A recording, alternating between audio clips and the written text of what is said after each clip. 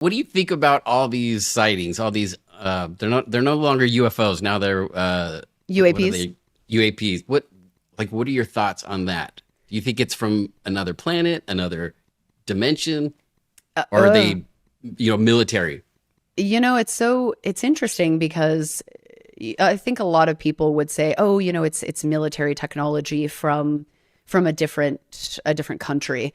But if you look at the budget that America has on defense, and then you have fighter pilots that are like, I've never seen this technology in my life, Right. and you look at the scale of who invests in their military, like rank wise, we're so far ahead of everybody else.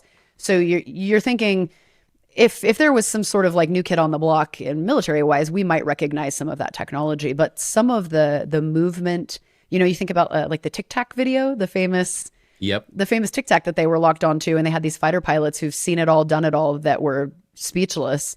It's fascinating. I mean, it makes you wonder. And you think if something had the ability to travel here, which is light years worth of time, that technology would be so developed that it's possible that, perhaps we wouldn't notice. But then again, I know we've got a pretty solid camera system, I guess, for lack of a better term, around the US. So it's strange. But, you think about these sightings, and then you're like, but now everybody has cell phones. Like, why aren't we seeing this huge influx, if they're really that pervasive? So it's, I don't know. It's interesting. I think it's fascinating. There used to be a Department of Misinformation as well. Yeah. So like they used to plant these ideas to put Russia off thinking that we were developing one thing when we were actually doing another. So I wouldn't doubt that kind of thing still exists. Like, exactly. I had heard something the other day that Congress had said, yeah, a lot of the UAP things that we had put out, it turns out that they were part of a program, like a counterintelligence program or something like that. Mm-hmm. So yeah, it makes you wonder. But insofar as whether or not there are other civilizations, I mean, I think that if you look at the scope of how large the observable universe is, how relatively young our solar system is comparatively, and how many stars have planets. And now the James Webb is just, I mean, it's picking up new exoplanets day by day. You know what I mean? And so the odds are staggering that we're the only ones out there. But except for the little critters that we've got now inside of our moss. Well, I think what's really fascinating is that there's actually, we don't know yet, and this is like one of those like mind blowers, we can't even confirm yet that there's not life in our own solar system. We've never sampled. And so we have these interesting areas that could harbor life, right? Like Europa, that's a moon that is, it's close enough to its parent planet that it has these gravity shifts that keeps the salty water liquid instead of freezing, since it's so far from the sun. And I mean, its oceans are way deeper than Earth's. And we're like, there might be something if you plunge a camera down in there that swims up to the lens. You know what I mean? You just don't know. We have no idea to know yet. We can't even confirm that there is nothing or was nothing on Mars yet. So would you ever take a mission that you were never coming, like let's say you were going to Mars yes. to start a colony, would you yes, you would, and you knew you were never coming back to Earth?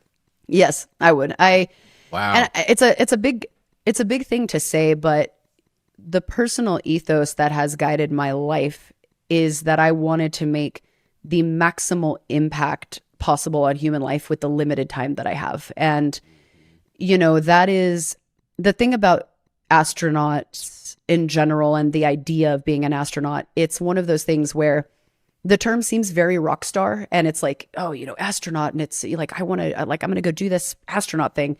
But it's a lot of embracing the suck. It's not, when you get there, it's not glamorous. It's being isolated in a tin can, the moon is our closest thing that we're aiming for, and it's 250,000 miles away from Earth. It's a lot of isolation. It's a lot of psychological strain. It's a lot of being with the same people, doing the same monotonous thing day after day after day. But you're really selling it. I'm really selling it. Yeah. So for anybody there who was thinking about going to space, but that's the reality of it, and so for something like starting a colony, what that would represent is a lot of personal sacrifice, but it would open up the channel for human beings to be interplanetary, which, I mean, right. What else is there apart from like sacrificing for other people? You know what I mean? In such an impactful way. Tori, would you go up would you be a space tourist or would you go up into space? Yeah, I would be a space tourist, but I want to come back. Like I don't think I could do that. Just leave Earth forever and just be like, okay, I'm off this planet. I'm probably going to die on this other planet. I don't know. I don't even like being on vacation for too long.